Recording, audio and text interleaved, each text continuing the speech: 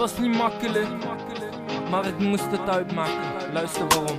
Ik vind het moeilijk om te zeggen, moeilijk te beseffen, maar wat we samen hadden, dat kan zo echt niet verder. Vroeger was het leuk, maar nu is er steeds verdriet. Waarom moest je zo, vertel ik me, en lieg nu niet. Ik heb goed nagedacht en ik weet het nu zeker.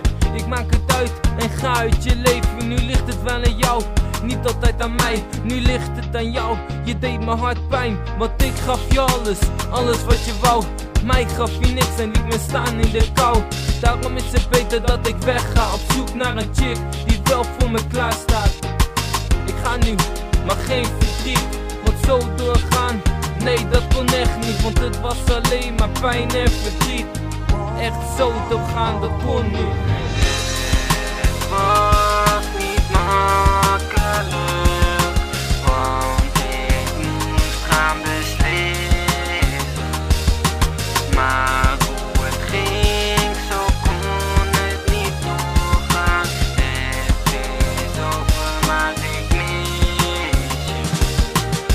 je. Een dag later zit ik op mijn kamer, weer eens na te denken over dagen van laatst. Foto's bekijken die in mijn tas stonden.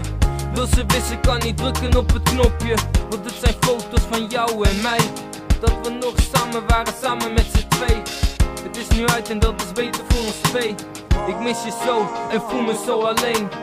Want normaal lag je op mijn schoot, maar nu is het leeg, nu voelt het net dood. Ik mis je om me heen, misschien draai je bij. En kies je toch voor mij, kies je toch voor mij. Baby, ik mis je zo. Waarom is het uit en waarom moest het zo? Ik wou het eigenlijk niet uitmaken, maar jij wou het zo. Je hebt het zo gemaakt.